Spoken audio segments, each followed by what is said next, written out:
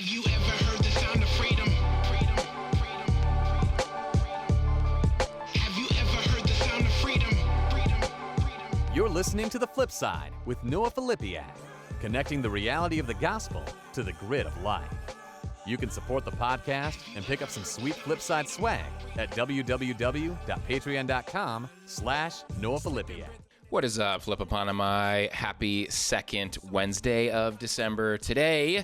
I know you've been waiting all week. You're like, what is the number 4 most listened to podcast of all time, of all podcasts in the universe? I want to know. We learned last week the 5th most listened to was my story on sex and pornography.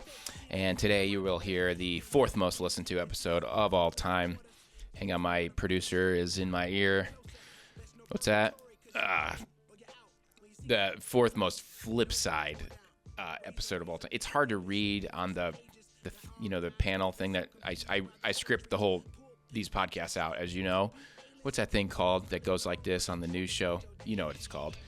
It's hard to read the flip side part. It's just written small. I can't. So I just keep thinking these are the top 5 most listened to episodes of all podcasts of all time, because I know it's close to that. I know the flip side is pretty close to that anyway, so it's just natural. Sorry, it's just a slip of the tongue. We'll try to get better by the end of the month. Okay, so yeah, I'm on my. I won't give you the whole bio up, the whole thing we're doing in December. Go back and listen to last week. Come on. But yeah, I'm on a full sabbatical for the month from church stuff, Beyond the Battle stuff. Yay! I am recharging my batteries, my brain. Hopefully, my brain is healing. My body is healing. You can pray for me. Honestly, I would take that every day of the week. I really am in a significant season of needing to heal, recharge my brain and body. And yeah, jumping in. I'm excited to come back in January with a new schedule, a new rhythm of doing kind of halftime with my church and halftime with you, Flip Upon my, podcasting, writing, speaking, all those sorts of things with margin. Yeah, for margin, Sabbath rest. All right, so Angry Brew. What up, Angry Brew? Got the flip side mug here. You can get yourself one of these third favorite podcast mugs or other mugs. Patreon.com/NoahFlipiak. Support the show. Support me in my life adventures of doing this away from a church salary. And Flipside is sponsored by Angry Brew, which is awesome. Great supporter. Go to Angry Brew, angrybrew.com, 5lakes.com. Use promo code FLIP, and you will get 10% off of your order. So number 4 episode of all time, the drum roll, please. I have no idea what that sounds like. It's probably terrible. It would be an interview that I did. It's episode 99 with Dr. David Turner. And I don't have the exact title of the episode in front of me. But it was an interview we did on my alma mater, Cornerstone University, where Dr. Turner is a retired professor. And we talk about this at the time. Well, we talk about what I consider a 3 year at that point 3 years of draconian leadership by the new president, just firing people left and right, really non-Christian ethically in the way they fired people and the reasons for firing. It was essentially, if you're not, I should say, if you are woke in that sense that woke is used in such a pejorative way and very, I won't get into all that. If you care about justice, if you care about diversity, you're out of here. And really, just without saying the word, the board and the new president is just blatantly turning Cornerstone into the former Grand Rapids Theological Seminary, which doesn't exist anymore, into a Christian nationalist school, a Christian nationalist institution.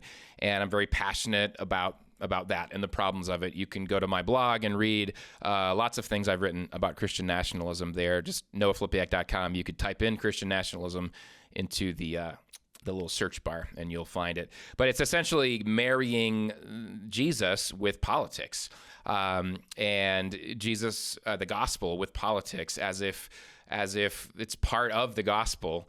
and it is an anti-gospel. It is a false gospel, and it's just this episode is a lament for me as a pastor who loves Jesus and loved my time at Cornerstone and Grand Rapids Theological Seminary to see my school not only firing mentors of mine, friends of mine that were my professors left and right, and others leaving because of not supporting such a sinful, way of leading and handling staff, but also that transition to Christian nationalism.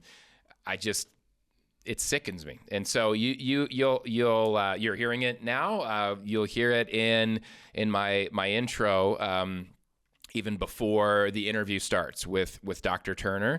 And Dr. Turner, he's way more even-keeled than me, which is great. He has he's just a great, wise person that I respect a lot, but he doesn't pull punches either, And so give you some episode notes here, and then we'll jump in to number 4th listen to episode of all time. First of all, you need to know this is part 1 of this interview I did with Dr. Turner. So it was one interview. It just went really long. There was a lot to talk about. And so rather than put out this huge 2-hour episode of one interview, I chopped it into 2. So while episode 100, which is part 2, did not make the top 5 for the top 5 Flipside episodes of all time, it is very much worth listening to after you listen to this one. I actually think episode 100 is better. I think part 2 is better. I think it gets into more of the real issues going on with Cornerstone and Christian nationalism and things like that, and that sort of draconian leadership that's happening. When I say draconian, I mean, I guess I shouldn't use that phrase because not even sure that I know what it means, that everyone knows what it means. What I'm talking about is sort of this, just this reminds me of the Rise and Fall of Mars Hill podcast type of leadership, like just very, I don't care what you say, we're doing it my way. They had loyalty oaths they had to sign that they wouldn't disagree with the new president and his Christian nationalist ways, essentially. Again, they don't use that language. I'm using that language because that's what they were doing. And just this very, if you disagree, you're going to get yelled at. You're going to be shamed for it. You'll be fired. NDAs are signed, non-disclosure agreements, by almost everybody. That Dr. Turner is already retired, so he can talk about what's going on there. But it's just really shady, really shady. And so that's what I mean when I say draconian. And yeah, so all right. So notes about the podcast. There'll be a little intro to the that I share about the flip side and whatever, and then from whenever I stop talking here and now, in this intro, this new material here, you can fast forward 3 minutes and 59 seconds, and that will begin sort of the context intro into the Turner interview. And that's a lot of my experience at Cornerstone, what I'm seeing happening, that swing that I talked about, and really my own lament as being an alumni of both schools, the undergrad and the seminary. And I'm not alone in this, trust me. I've heard back from professors after we posted this that thanked me for speaking the truth when they've been silenced, and they deeply hurt from this. I mean, their careers were stolen from them. And for them to see the institution they love, again, that used to be an institution that really was Christ-centered and had a really biblical approach to Scripture, not a political approach to Scripture, they're lamenting as well, but have been silenced to not be able to express their lament because of these NDAs. And so that's a real thing happening. And other alumni that I've talked to that are also lamenting and in tears over what's happening in the same way that I have been, especially during the time that we recorded this, because it was kind of the straw that broke the camel's back. They had cut the humanities department and friends of mine and things like that. Anyway, that intro begins at 3:59 from when I stopped talking here, and then at 13 minutes and 13 seconds from when I stop talking here, I will read Dr. Turner's bio, so you'll want to hear that. And there's a little bit more context as well within that bio. And then at 15 minutes and 21 seconds from when I stop talking now. That's when the actual interview with Turner starts, if that is something you want to skip right to. But I think you should listen because the intro stuff is very applicable. And thank goodness there's no nose rant today. I started to wise up over time and go, we need to stop adding these ridiculous nose rants onto the end of these powerful episodes of depth and vulnerability. So nose rant's back, as you know, right? Hopefully you got to listen to the Disney World rant. And I don't want to hear about how long it was. Nobody tells Nate Bargatze, hey man, your show is way too long. I mean, we're at the same level, so I don't want to hear that from you, Phil. That my nose rant was too long on Disney World, because it was Disney World. I mean, let's be honest. We could have went for 5 hours. I cut it down to about 30 minutes. That was the concise version. So, all right, here we go. Enough of that. We need a little fun here and there. So then the fourth most listened to episode of all time here on the flip side, Dr. David Turner. This is part 1. Please go back and find part 2, which is episode 100. You won't be sorry. All right. Thanks for listening. See ya. Have you ever heard the sound of freedom? Have you ever heard the sound of freedom? You're listening to The Flip Side with Noah Filipiak, connecting the reality of the gospel to the grit of life. You can support the podcast and pick up some sweet Flipside swag at www.patreon.com/Noah Filipiak. What is up, Flipoponemi? Welcome to episode 99 of the Flipside podcast. Episode 99 ended up turning into episode 99 and 100. So we'll be celebrating our 100th episode here in a moment, because I interviewed Dr. David Turner today. We'll give you his bio and the context of our conversation soon. But the conversation was great and wonderful. We had just tons of ground to cover, and it turned into about 2 hours. And so giving you part 1 today in episode 99, and then we'll give you part 2 shortly in episode 100. I know it's been a few weeks since I've posted an episode, and I want to cast a little bit of vision on looking at this fall, what I'd like to do with the podcast. I won't take a lot of time because we have a lot of ground to cover with David here in a moment. But what I want to do is I want to make this podcast easier to share, easier to listen to. And I know one of the ways of doing that is having a regular publishing schedule. I want to grow up. I'm 100 episodes in. I want to graduate and grow up a little bit and be a bit more professional in the way we put out episodes. And so if a goal would be 1 episode a week on a certain day of the week, where you could just expect that the flip side was going to show up at that time every single week. To do that, I am asking you to support the podcast financially to cover the overhead of that. So we have our Patreon, which we talk about often on here for those that this podcast is a help to. And I'm not just asking you to support. I'm asking you here, if you are interested in weekly Flipside episodes to support. And in doing this also for Patreon subscribers, we would add in a quarterly Q&A Zoom conversation with one of our guests, a popular guest, a guest on an episode that had a lot of interest in it. And then Patreon subscribers would get in on that private Zoom Q&A with that guest. And so to do that, I broke down what the cost would be, just the straight overhead of that. I would like this to be part of my career, going forward. But for now, we're just trying to cover our costs. And that would be $375 a month to cover the cost of editing 4 episodes a month and publishing those. I have someone that does that, the editing and the posting to social media, and then covering those Q&As with guests. And so currently with the Angry Brew sponsorship right behind me, shout out Angry Brew, got my Angry Brew here and my Flipside mug. You can order some Angry Brew at angrybrew.com, 5lakes.com. Use promo code FLIP to get 10% off your order of Chris's Blend or Angry Brew, including that sponsorship and our current Patreon support. Right now we're at $178 a month. So essentially, I need to raise $200 a month from you listeners via Patreon, patreon.com/Noah Filipiak. Head over there and make a monthly contribution, and you'll get some sweet Flipside swag, like this Flipside mug. My third favorite podcast is the Flipside. We want the Flipside to still be your third favorite podcast, so we gotta up we're up in the format here, hopefully a little bit in the fall, but just need to cover the expenses for that. So if you could give a monthly amount, that would help us get to that goal. We need to raise $200 a month, and then we can switch over to weekly episodes and the quarterly Q&A with the guests. So let's jump into today's conversation. I want to give you a little bit of context.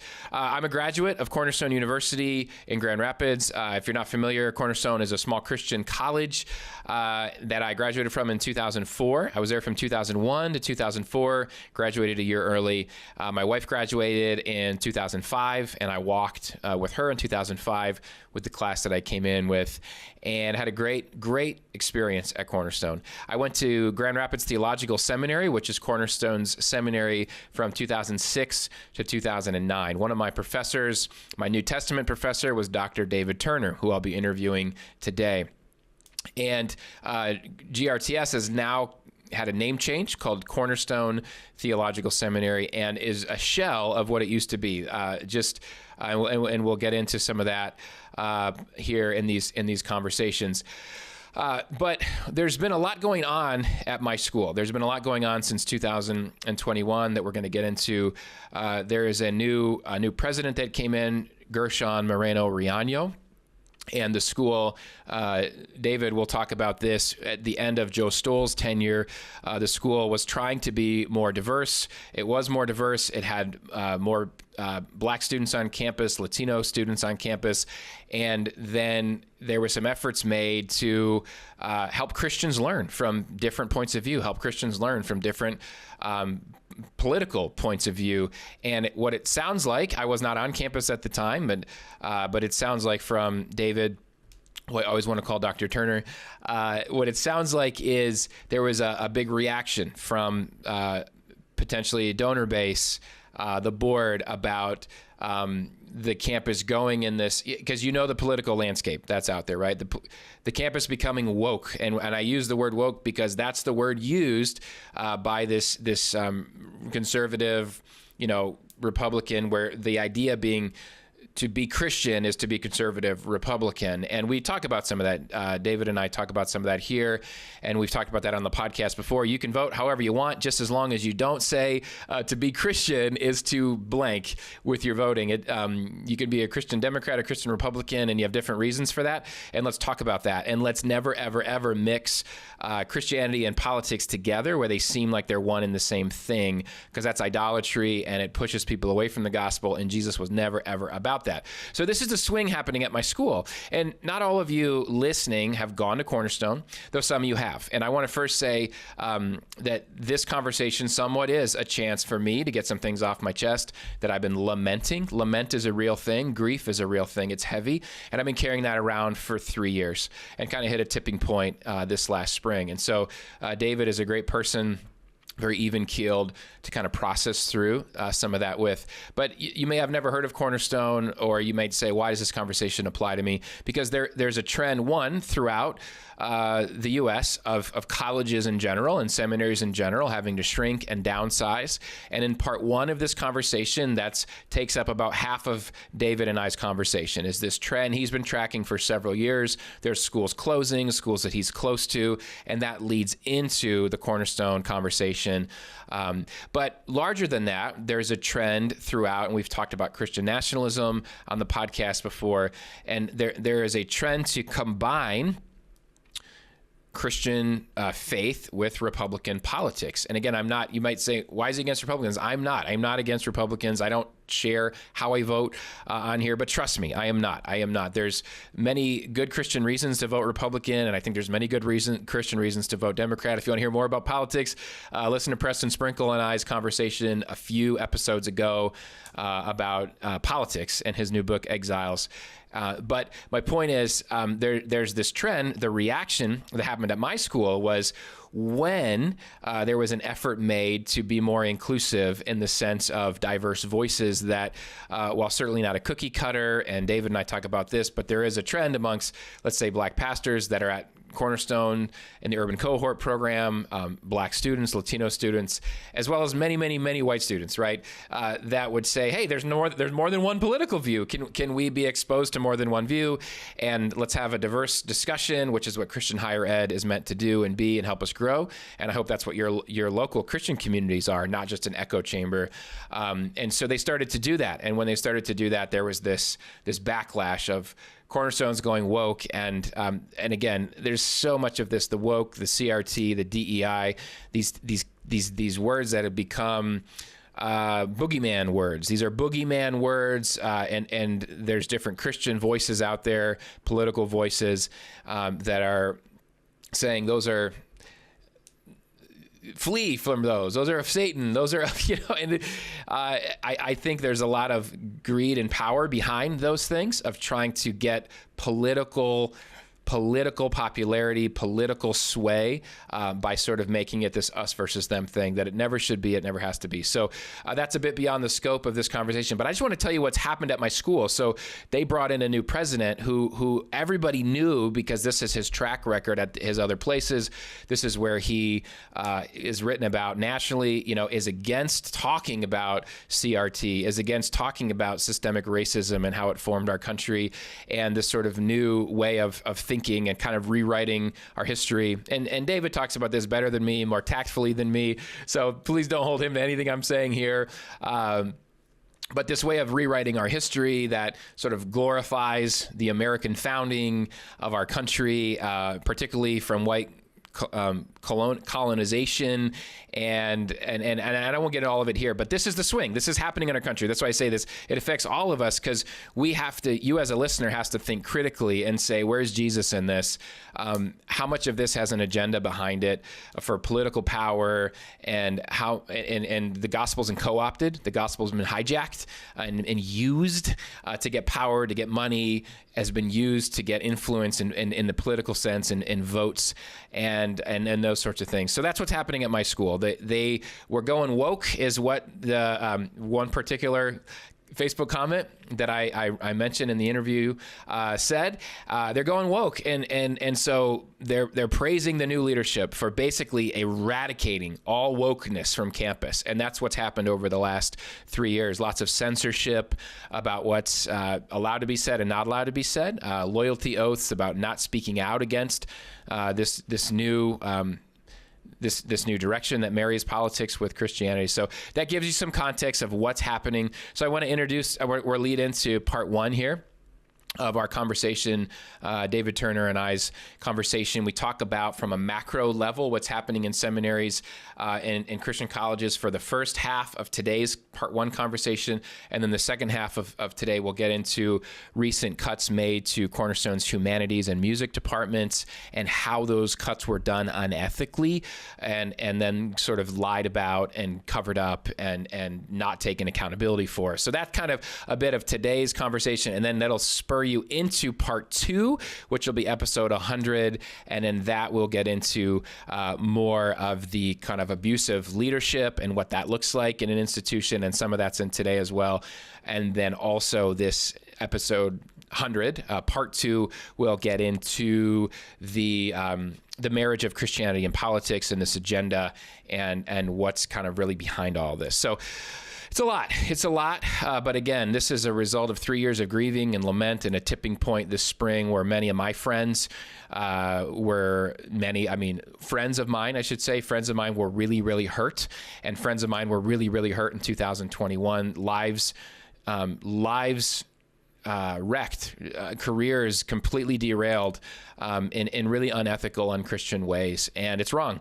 And so when somebody doesn't take accountability for that or admit to sin when they've been confronted on it, and there's doubling down and tripling down and quadrupling down. And as a pastor and someone who is in leadership, I have to at some point say something. And Dr. Turner, I think, feels the same. Says it differently than me, but we're both in similar boats there. So let me read you Dr. Turner's bio, and then we'll jump into part one of this conversation. Dr. David Turner began teaching at Grand Rapids Baptist Seminary in 1986. I was 3 years old at that time. Later named Grand Rapids Theological Seminary, where he retired in 2018. David is an ordained minister and has served as a pastor and an interim pastor at 4 churches.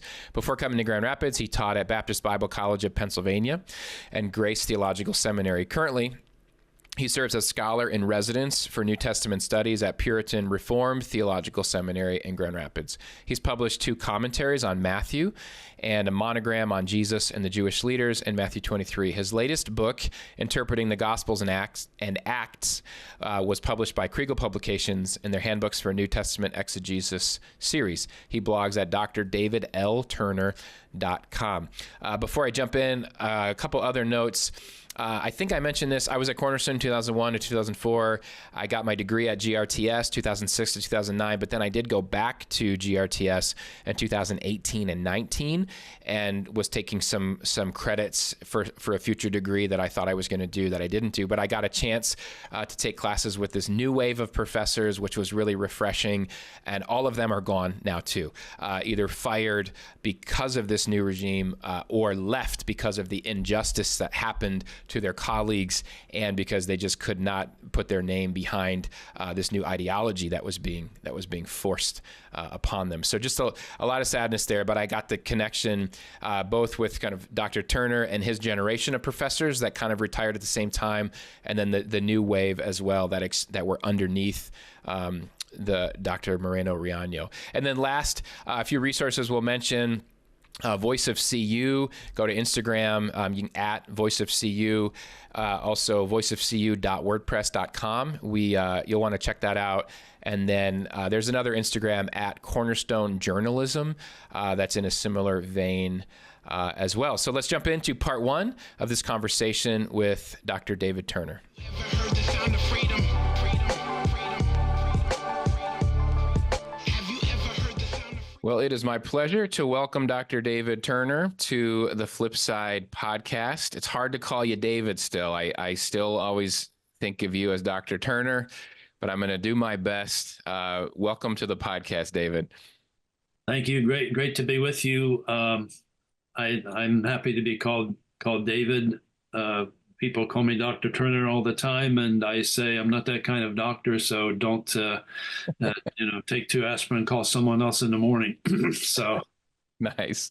great. I'm going to try to forgive you for the Ohio State mug and apparel that's behind you. For those not watching on YouTube, we're going to try to forgive that here, but you are a Cincinnati Reds fan, which I am as well. So we'll let those 2 things cancel themselves out. But for any listener where the Buckeye apparel in the background might be a distraction or a stumbling block, I want to, hopefully allow them to be able to continue watching this without immediately turning it off. Well, what is it? It's Isaiah about the lion lying down with the lamb and all that. That's right. The unity that we have in Christ. No Amen. Jew, Gentile, no Wolverine, no Buckeye, all one in Christ. Let's go with that. I like that. Well, David, I'm looking forward to this conversation with you. Not to the content of it. The content of it is very sad for me. It's a lament. This is a lament conversation, but it needs to be had. But I appreciate having it with you. You've always been someone who's very even keeled, and which is why I appreciated your blog series where you started talking about some of the things happening at Cornerstone and GRTS. Because for me, I'm a pretty not even keeled person. I tend to be really emotional, and that's a good thing and a bad thing. I just can get pretty passionate about things. And so I just really appreciate your level-headedness on this. And I think it's going to be really helpful. And I've shared some of this in the show intro, but I want to kick off, as you and I start our conversation with, for me, the conversation that we're going to have about Cornerstone, my alma mater. So I graduated undergrad in 2004. I was at seminary from 2006 to 2009 with you. graduated in 2009. And then I went back. I went back to get some additional credits. I was in seminary from 17 to 19 and at GRTS from 18 to 19 with some of those credits. And so we got to meet a lot of the new professors, and that sort of thing, which was pretty cool. But there's a personal lament for me of what's happening at CU. There is no more GRTS. It's now Cornerstone Theological Seminary. But also as a Christian, and I see some shifts and some dangerous directions and trends. And I just want to share with listeners, and I want to give you a chance. I want to say for myself, and then give you a chance to say for you why you're having this conversation. I want to say first and foremost, I love Cornerstone. I loved my time there. I loved my time at GRTS, and I still love Cornerstone. And so this conversation for me is out of love. And there's friends of both of ours that have been severely hurt by what's happened at the school in the last few years with just massive faculty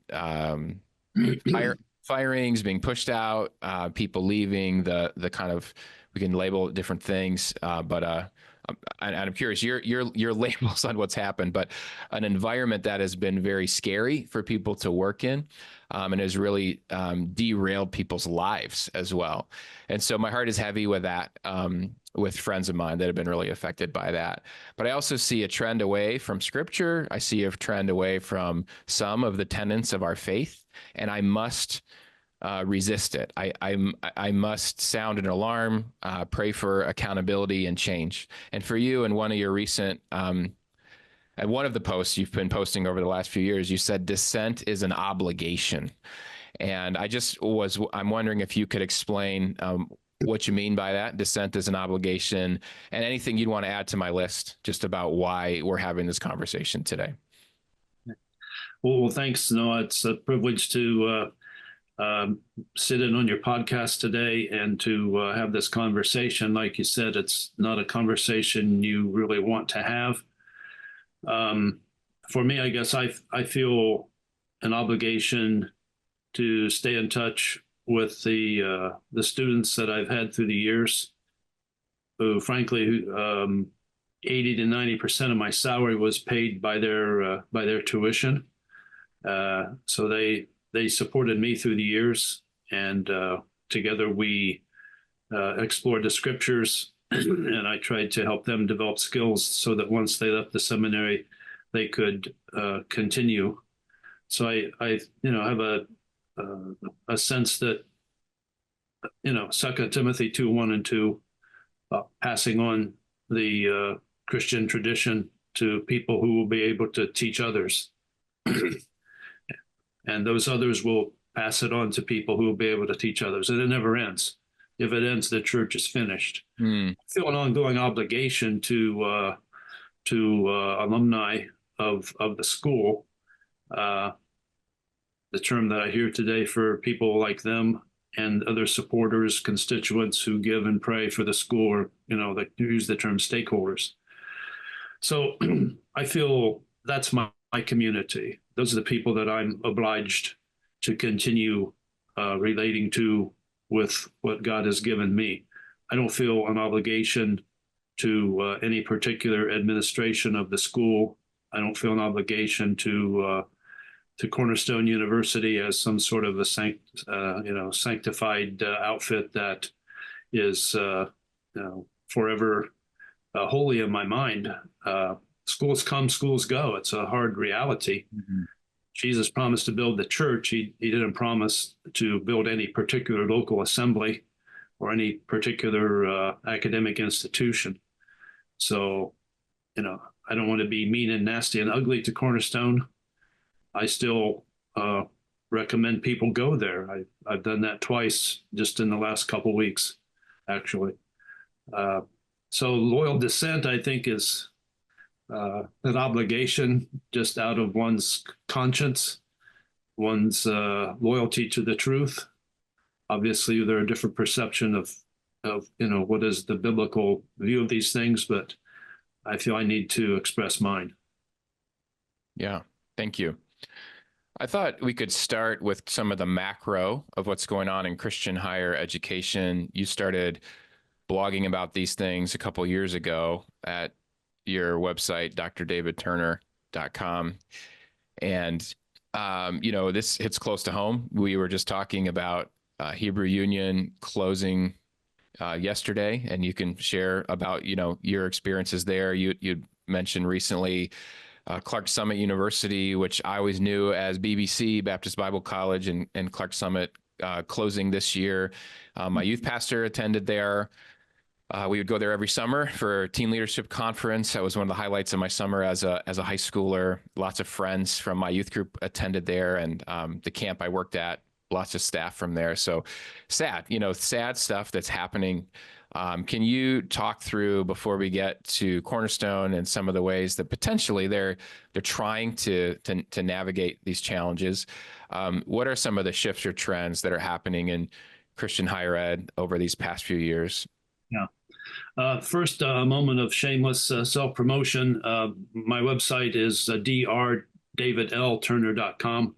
Oh my goodness, did I get that wrong? Oh, the L is so hidden in there. I had it right here. Thank you, David. I had to put that L in there because David Turner was already taken, and I put the DR on the front, actually, because David Turner was already taken. I got you. Thank you. We'll have that in the DavidLturner.com. I'll have it in the show notes, and I haven't recorded the intro yet, so I'll be sure to say it correctly in the intro. So thank you. Whatever. I started teaching at the college level when I was still 26 years old, which I was too dumb to realize I wasn't ready to be a prof yet. So I don't blame myself. I blame the people who hired me. But Beverly and I went to Clark Summit in the fall of 1976. And if you look at my website, you'll see several of the students that I had that first year are commenting there on the demise of the school. BBC is what I called it too. It was BBC of PA. And they had another thing called the School of Theology at the time that Dr. Pickering had just started. So we have great memories there. And just yesterday, I was asked by someone about what's the status at Hebrew Union in Cincinnati. Hebrew Union College is the oldest Jewish institution of higher learning in the United States. It began in 1875. Began in Cincinnati because at that time Cincinnati was, they thought it was going to be what Chicago became. And, Cincinnati is a great town. I love it. I love the baseball team. I was born about 90 miles east of there out in the sticks in Chillicothe. As we say it where I'm from, Chillicothe, Ohio, Cincinnati, Ohio. Nice. Love it. So that's my roots. So I love Hebrew Union. It was a wonderful experience that I had there in the interfaith fellowship program.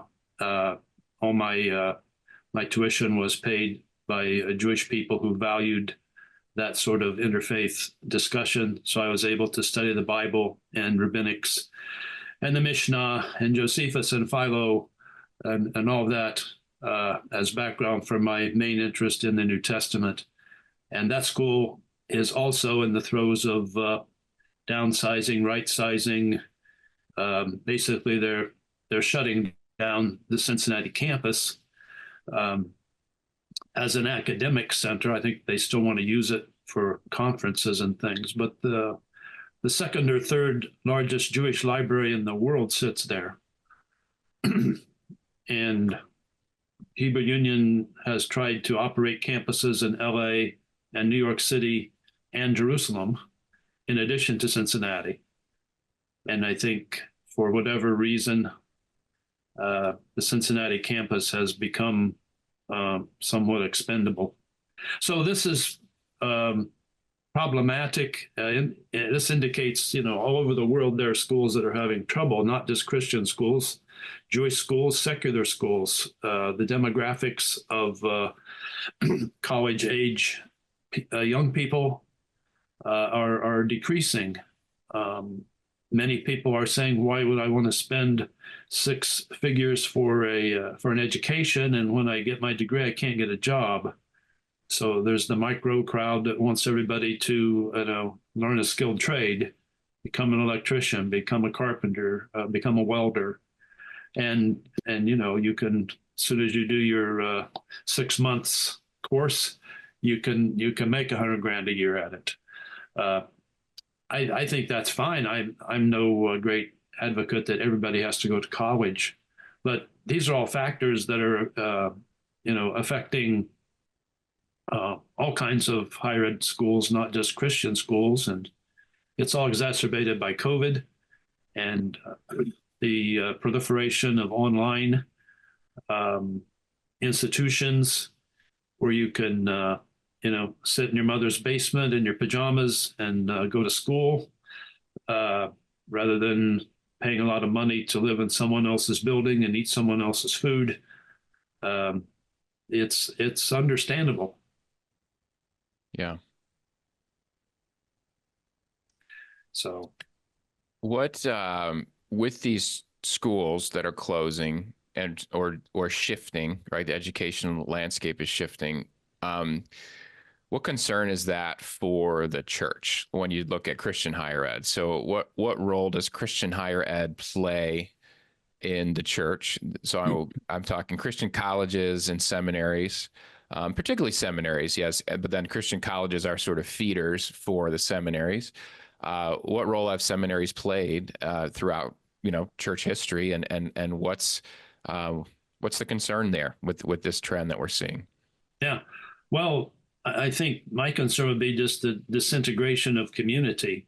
Um, the lack of meaningful peer learning communities.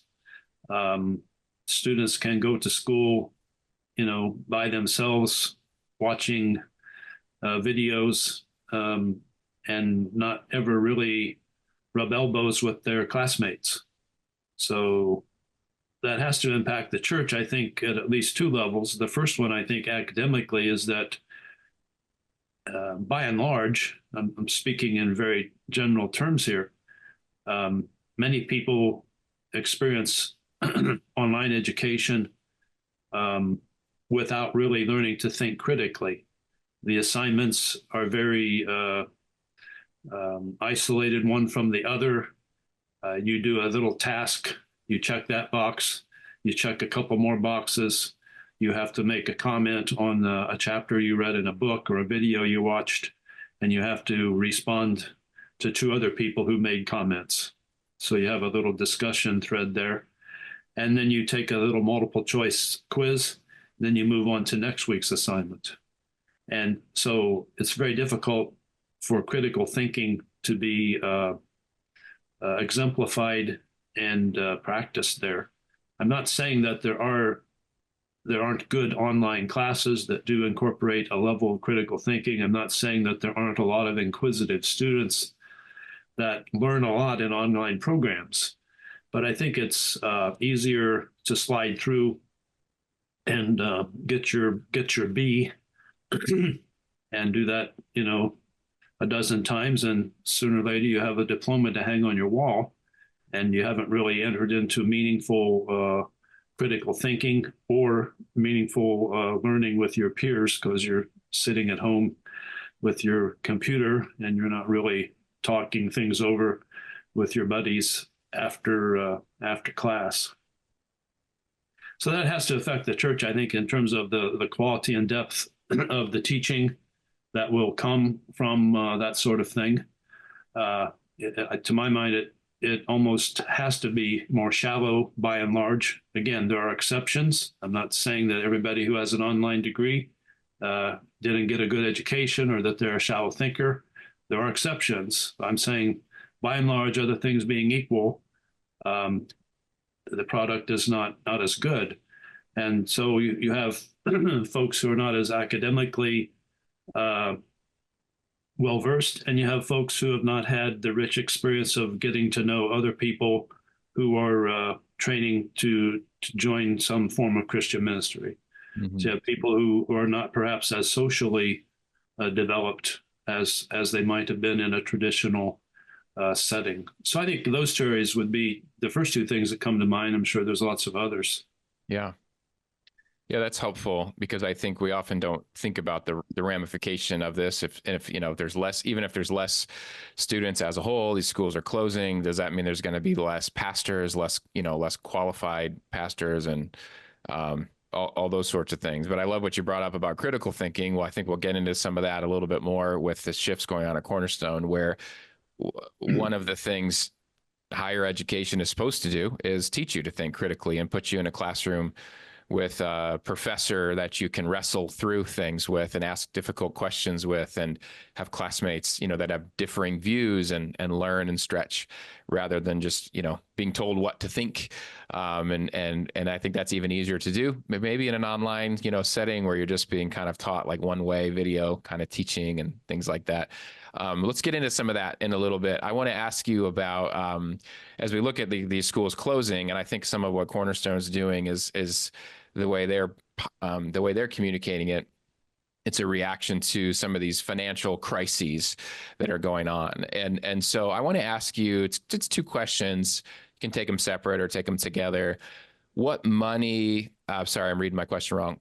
How does money versus mission play a role? So how does money play a role in Christian higher ed versus mission? And with mission, what do you think the mission of a Christian higher ed institution should be? Okay, can I drop back just a moment to the Sure. to the previous question? I sort of left that after taking a shot. I don't think it was a cheap shot, but it was indeed a shot at online education. There is a approach today that is sort of coming alive, called competence-based theological education. There's competence-based programs in many other studies, but I've written about competence-based theological education a couple of times on the website. And there's a new book that Kriegel put out on it that I haven't had a chance to look into carefully yet. But the beauty of that approach is that it does utilize, in many cases, online studies and personal synchronous relationship with a professor. But the student is in his or her local church and being mentored by the pastor in their local church, pastors perhaps in their local church. So it's not simply an academic thing, which can be done online. It is at the same time working in terms of spiritual formation with a trusted pastor, and also in ministry practice, learning just how to get a Sunday school lesson together. So each academic step in the program is tied to how does it change you personally? How do you grow in your life with Christ? And how do you minister in light of these truths?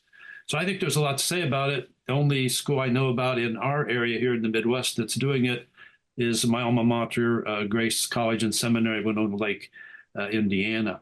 Now, you were asking about the question of mission. What is the mission of a Christian college? There are all different kinds of Christian colleges. Many of them developed out of Bible institutes, which became seminaries, which were trying to find students who had undergrad degrees so they could grant a master's level degree. And so they started a college. I think that's the way it was at Cornerstone originally. I think that's the way it was down at Grace in Indiana originally. So you have schools that began in a very modest way of just having an opportunity for lay folk to learn how to be effective Sunday school teachers or youth leaders, and it gradually evolves into a higher level of education for ministry practice. And you have schools like this getting state approval to grant degrees, often starting out as a graduate school, and then a Bible Institute, Bible College prep for the graduate school. So you have all different kinds of schools just to refer to what many of us know as BBC of PA, Clark Summit University now, or then it's in process of closing. That school began as a Bible Institute. They became, even though they were called a seminary, they were an undergrad institution. And they were strictly related to ministry, education for ministry practice, pastors, missionaries, Christian school teachers, and all the variations that relate to that. That was their goal. And as they experienced decline in student enrollment, they attempted to broaden their mission and become a Christian liberal arts college, which I think is sort of a losing battle. I don't know. You can hire a lot of new faculty to teach other classes and start new programs. How that is a winning thing financially. It seems like for a while that's going to be a losing thing financially. And apparently that's what they experienced. So now they're going to close the school. So, there's different kinds of Christian schools, Christian liberal arts colleges, which have vocational programs with that. Those types of schools, I think, are basically founded on some concept that would be implied by the famous quote from Abraham Kuyper that there's no part of the universe that Christ doesn't look at and say it's mine. And so there's this passage in 2 Corinthians where Paul speaks of taking every thought captive to the lordship of Christ. And you sort of take it out of context to apply it to higher education, but I think it's something of an extended application. But I think it's true to the original meaning of the passage. So it's Christian worldview. There's a fancy German word for it called Weltanschauung, and that just means world life view, perspective on the world. If I think one of the Greek philosophers said, if you will give me a place to stand, pusto, give me a pusto, and I can move the world if I just had leverage. So a Christian college ought to be giving its students leverage to be salt and light in the world, to engage their chosen professions with Christian foundation and awareness of their calling to represent Christ to people in whatever profession they choose. When we start talking about money, and you've talked about this on your blog series, and I see some of the changes going on at Cornerstone right now. Some of them, I think there's 3 stories. I think there's, and sometimes it seems like the few responses I've seen from Cornerstone, they're the 3, the only one they're responding to is the money question. But just real quick, and I would like to kind of frame this out where we get to all 3 of these in our conversation. There is the story of these like schools are closing, like we've been talking about. There's this trend in Christian higher ed. Schools are trying to figure out how to stay open. So they're going to these more online, they're bringing in adjunct faculty that they don't have to pay as much. And so Cornerstone just cut their humanities department, or 6, faculty from humanities and music department. We'll talk about some of that. And their response is like, we weren't making money on it. We weren't making money on it. And we're going to invest money in these programs where, there's more students come in. So we'll talk about that. I think that's one layer. There's 2 more layers that I want us to get to with some of the political, theological agenda going on at Cornerstone, as well as I don't know the right framework for it, but the bullying leadership style that's been in place of, there. I want to talk about that too. But let's start talking about with money as we talk about the mission of Christian higher ed. I mean, it's not to make money. It's not to be to make a profit. Certainly you have bills to pay and things like that. The mission is like the mission of a church, right? It's to develop, and it's certainly different for a school, but it's to develop God's kingdom. It's to develop, there's these values that are going to go into a mission of a school. Like you might say, my relationship with you, because I was in class with you and had a relationship with you, was a mentoring sort of relationship. That's part of the mission of a school versus, an online program or an adjunct sort of program where professors are coming and going. Doesn't match necessarily, the mission of a school. And so you've written on that a bit. Can you talk a bit about money and just like what place that should play in a school as they're looking at making some of these choices and when they make choices, what do you think the framework should be for some of these major kind of choices that schools have to make? Yeah. Well, as I was reflecting on this and reading some about it, I learned that educators speak of this thing called the iron triangle. So you have these three things that all education has to deal with. The first is you need more students. The second is you need better programs. And the third thing is you need to spend less money to do it. So, so it's impossible really to get more students into better programs, all the while spending less money. It can't really be done.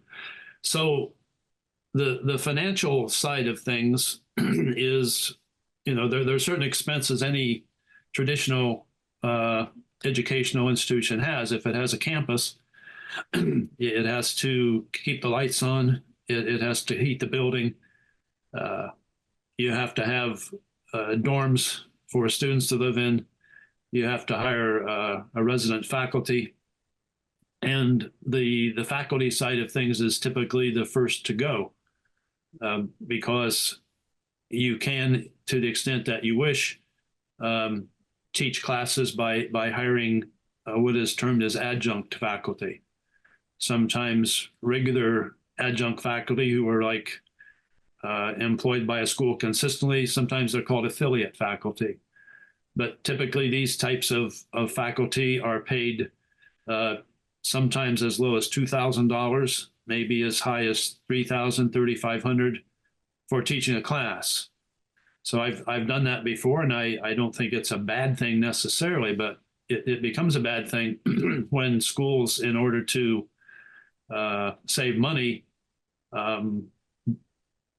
lessen the amount of faculty who are career faculty, who are in what's called tenure track, who are counting on being profs. That's their calling in life. So when these folks are hired, there needs to be a fringe benefit package. There needs to be perks. So some sort of retirement program, perhaps some sort of life insurance. Someone's got to set up the Social Security program and all that. And you've got to have a building that has room for an office, which you have to heat and light. So it's a lot more expensive to hire people who have dedicated their lives to learn and to teach and to be lifelong learners in a discipline, because they feel called to introduce students to the beauty, to the intricacies of whatever their discipline is. So schools think, well, I'm paying, and profs don't get paid a lot at most schools, most Christian schools especially. I don't think I ever made $75,000 in my whole time at Cornerstone. That would be at the end. I don't think I ever got that high even. So it's not like they're paying faculty a huge salary, but it's a lot cheaper for them to just get adjunct faculty to come in, whom they don't have to contribute toward retirement or health insurance or anything, and they can pay them $3,000 to teach a class. So if you are trying to make a living as an adjunct prof, good luck, because maybe you are teaching more or less a full load 6 or 8 classes a year, but you're getting paid maybe $25,000 tops to do it. So you're a bivocational person if that is your thing. So schools save money. Students sometimes learn about something, maybe an upper level elective class where you're studying some specific aspect, say in business, and you want to go into banking, so you have a class related to finance. So the school has a Christian banker come in and teach the class. Well, that's fantastic, because this person hopefully is academically qualified, but every day they do the work, so they can model to students what's really going on out there in that discipline. But when all of your classes from 101 classes on up are taught by adjuncts, not to say that there aren't faithful adjuncts who do a good job, but when you don't have people who are dedicating their lives to that type of teaching, I think the quality has to go down overall. Yeah. What's your, I just wanted to bring this up because we'll start talking about more of the specifics of what's going on at Cornerstone. And there's several. The Voice of CU is a new Instagram page at Voice of CU. It's also voiceofcu.wordpress.com, where it sounds like an anonymous alumni is trying to hold the school accountable, and the president accountable. And prior to Voice of CU, it doesn't seem active anymore, but there was an Instagram page, Cornerstone Journalism, which is where I got this from, and they got it from public record tax filings from ProPublica is what they cited.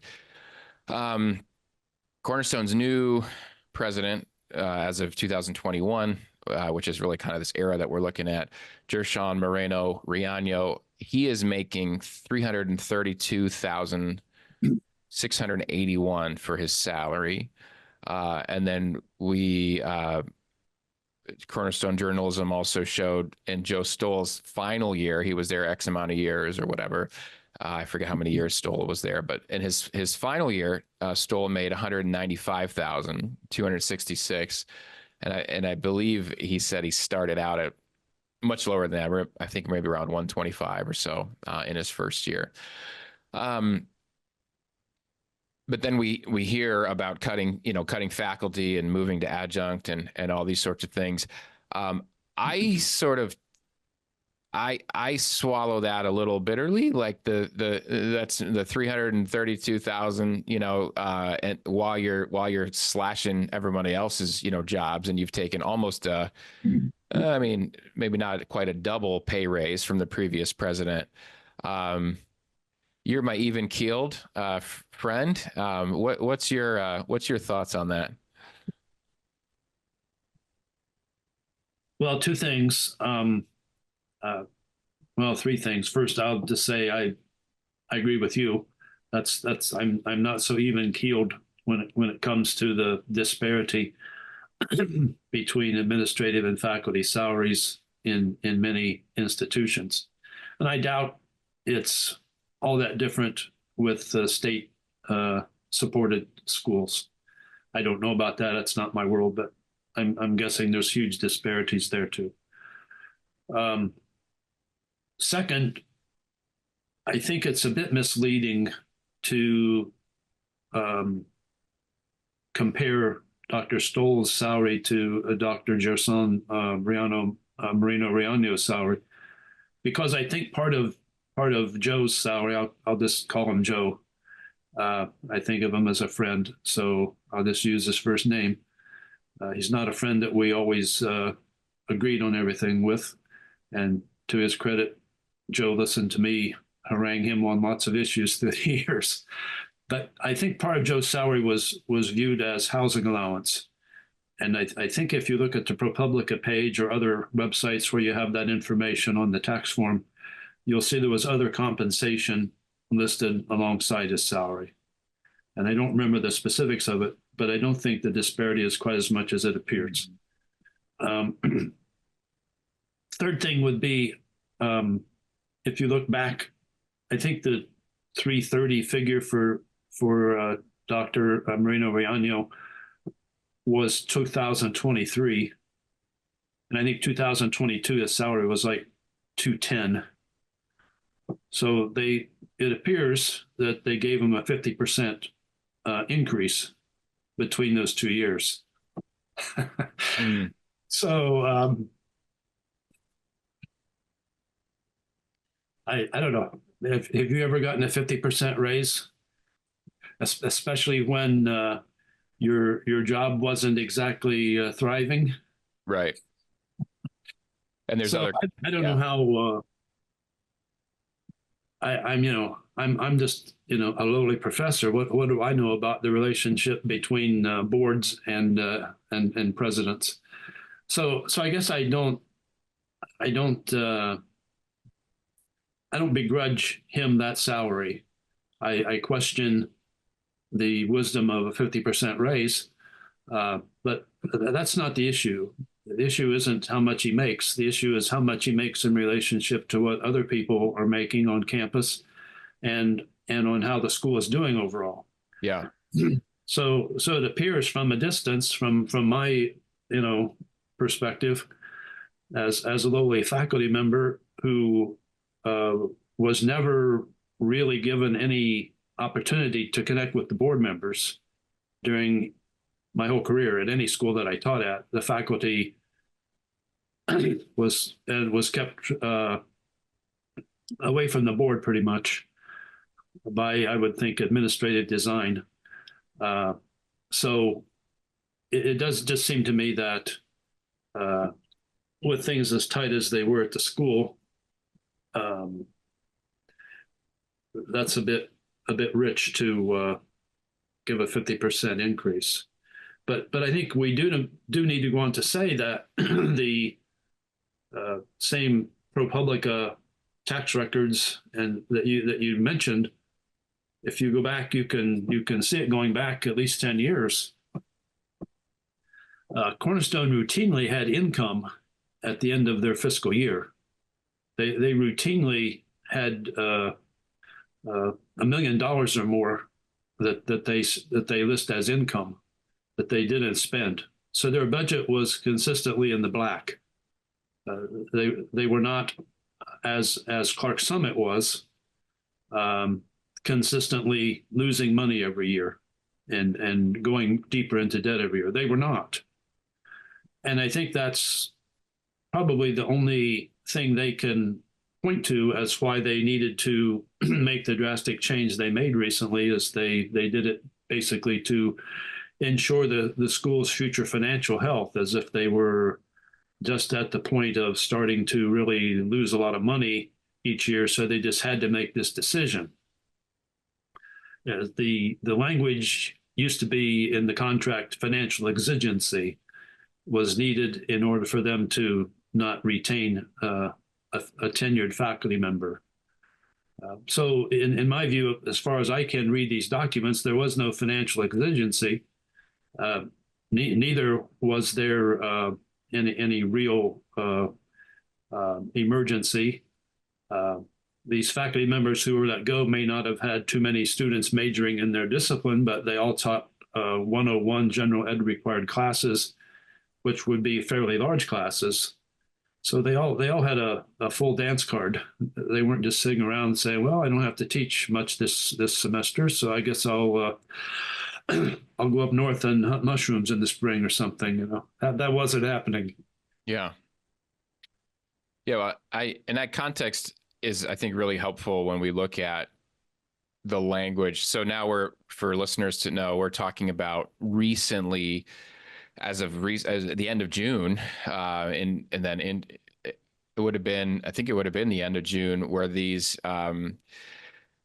6 faculty were cut. And correct me if I'm wrong on any of these details. I believe there also was a seminary dean, and I think one other. And the faculty cut on the undergrad side were all in the humanities department, humanities and music department.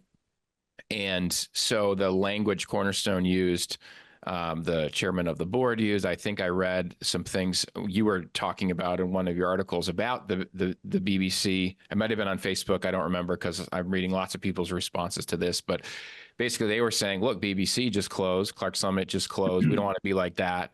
So we have to make these cuts. And then we have to also, pivot, right, these programs and things. And you're making the point here, and like you said there, that the financial situations are very different.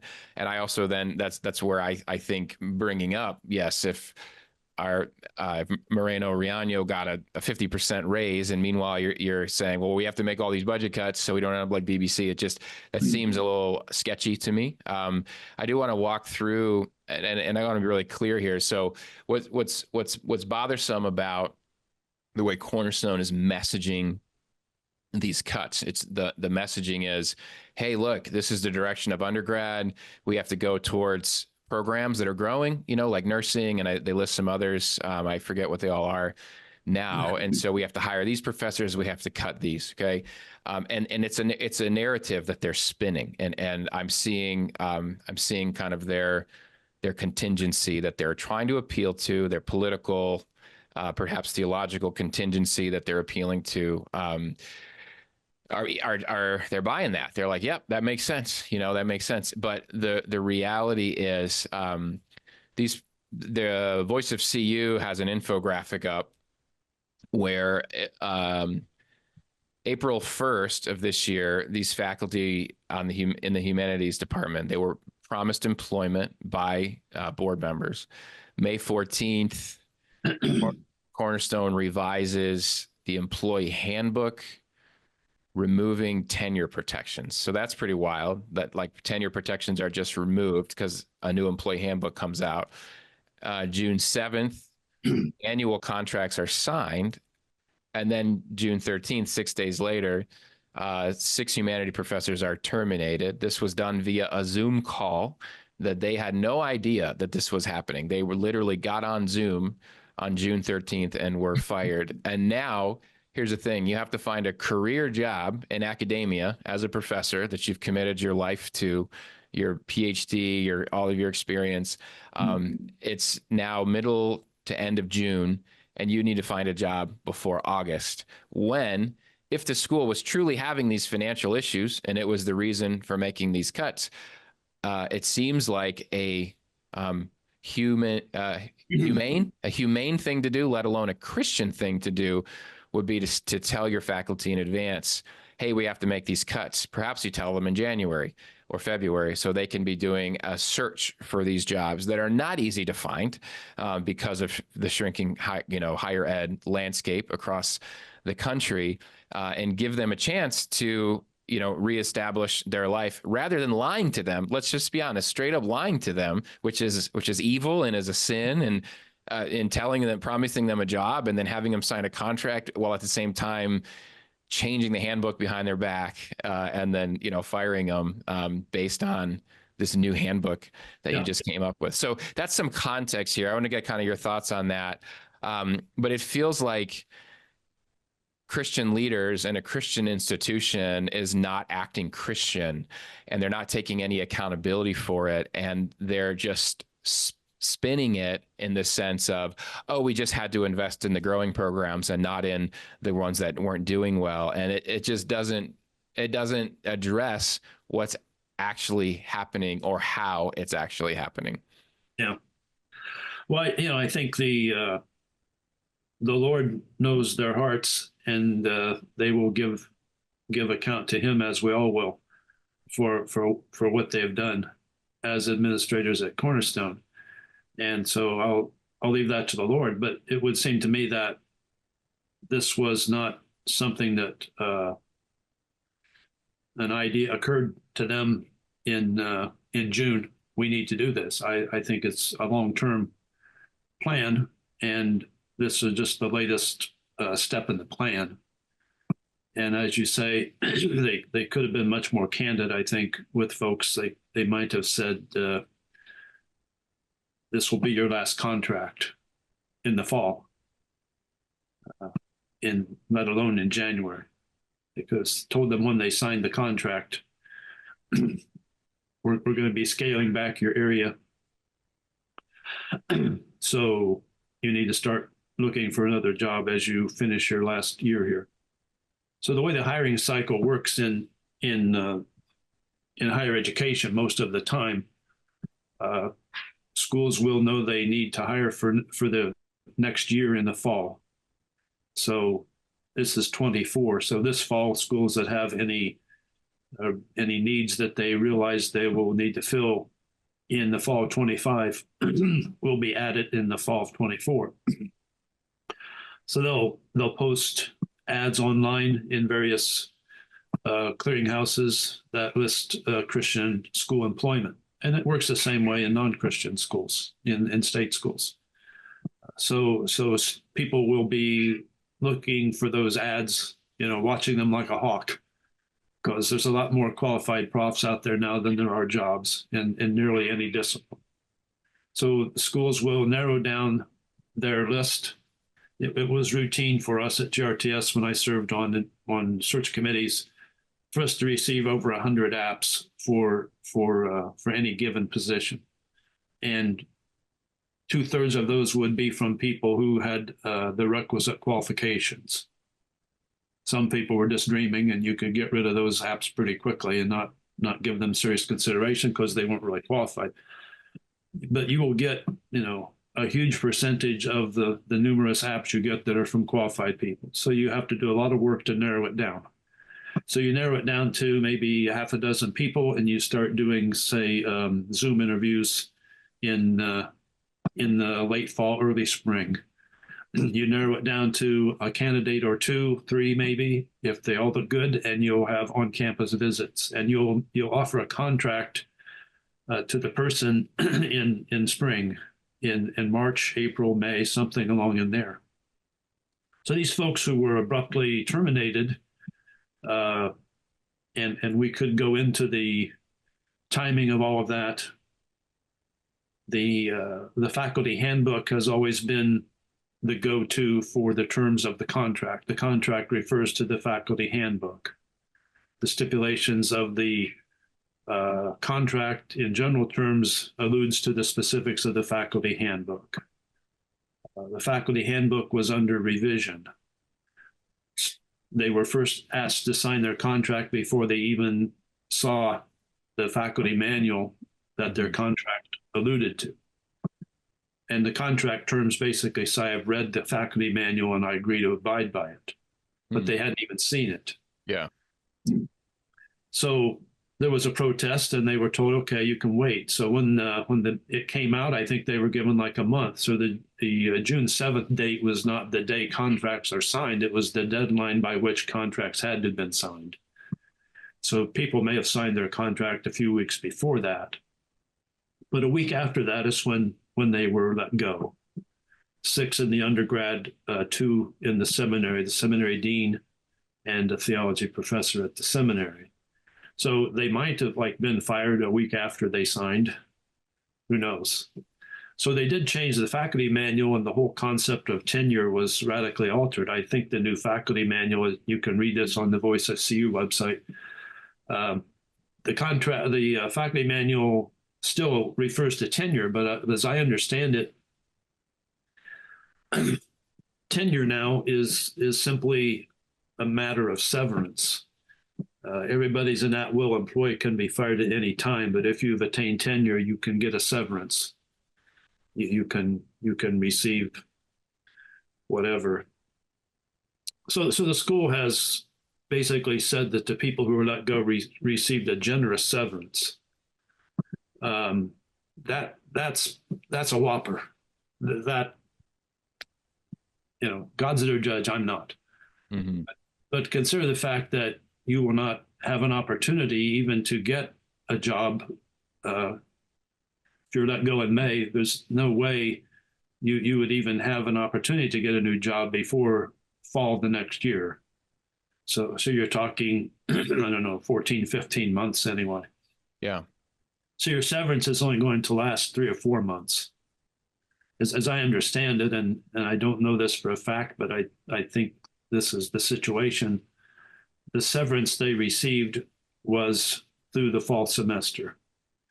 So they were told in May that they would not be receiving any salary after December, which may, to many people, seem to be a generous severance. But the way it works is you don't have a chance really to even get another job until the next fall, 9 months later. And so they're basically, left hanging.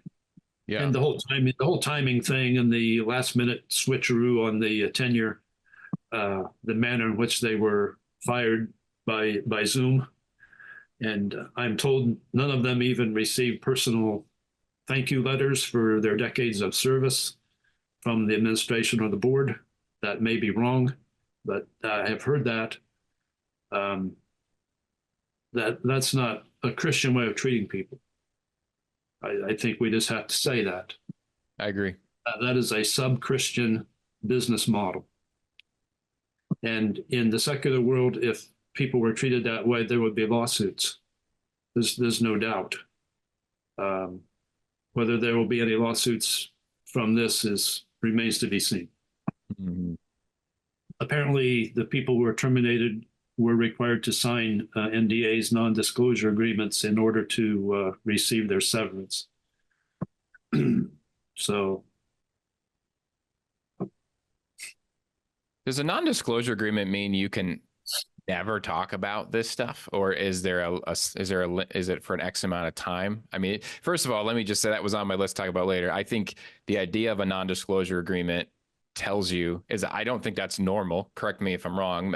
It feels like this is part of a regime that is trying to keep things locked down and is trying to stay in control and knows there's abuse happening and is unwilling to take any accountability or responsibility for the abuse. And so then is basically bribing people with a non-disclosure agreement to say, we're not going to, generous severance. We're not going to give you your, we're not going to help you if you say anything about us and the abuse that's happening behind the scenes. But I am curious, do they have to take that to their grave, or like, how does that part work? Yeah, I don't think it works that way. I mean, I've never had to sign an NDA. I've been through some scrapes through the years, but I've never had to do that. So I don't know how they work. I'm obviously not an attorney, so I'm not that familiar. But I don't think there would be any way they could legally require them not to ever talk about it. I think the point is if you talk about it while you're receiving your severance will be terminated. You won't get any money. That's how I understand it works. Yeah. But I'm not sure. Yeah. The discussion on Voice of CU at WordPress.com, the Cornerstone alumnus, not sure whether it is a man or a woman who is blowing the whistle there. That person is having a discussion with the spiritual formation VP at the school. At least they were. And I think it may have ended, but I think at least Voice of CU wanted to continue it. I don't know. I haven't looked at that site for a week or two. Yeah. I don't know where it stands now. But Voice of CU was speaking to, I believe the gentleman's name is Kevin Hall at the school about it. And he was objecting to describing this whole thing as a firing because it was not due to performance issues or moral issues. So he preferred to say the contract was non-renewed. So if you can look at the timeline and the things we've just discussed and gloss all that over and say their contract was not renewed, that I can in good conscience say that. But part of that discussion was about the NDAs. And so this gentleman from the school was disputing the NDA issue with Voice of CU. So there may be some complexities there that aren't as bad as that. It's not as bad as it sounds, but I tend to doubt it because they were quibbling over using the word firing versus terminated. Yeah. Renewal of contract. So they were. I think I wrote this on my website, so I'll say it here. I think they were straightening out a gnat and swallowing a camel, ethically. Ever heard the sound of freedom? Have you ever heard the sound of freedom? All right, welcome back. This will be brief. I've talked enough. Just remember to listen to part 2 of this conversation. We just had to cut it off kind of in the middle, and it'll pick right up where we left off on episode 100 of The Flip Side, which will be being published simultaneous to this one. Quick reminder, if you want to see weekly Flip Side episodes and a chance to do Q&A with popular guests from the Flip Side, we need $200 a month more in Patreon support to get to that goal, just to cover the overhead of those costs. That's not me making anything off of that. That's just to break even. So if you can do that, if you want to see that happen, then go to patreon.com/Noah Filipiak. There's different tiers you can give to, or you can give a custom amount, and those gifts are tax deductible as well. That's it for now. This was episode 99. Thanks so much for watching or listening, and I will see you next time on The Flip Side. The Flip Side with Noah Filipiak is a Beyond Ministries production. Copyright Noah Filipiak. www.noahfilipiak.com. Theme music by Kyle Lake at K-Lake Music. Used with permission. Please leave a review on Apple Podcasts and subscribe wherever podcasts are found. When I'm finished, then it's time to bring me closer. There's no purgatory, cause you're in or you're out. When you see him in the clouds, then you know it's going down. Raise them, raise them, raise them. They've been sleeping for some ages. Now all God's babies so confused by this hatred. Pulpit preachers shouldn't aim to be A-list. Money probably long, but short is what your days.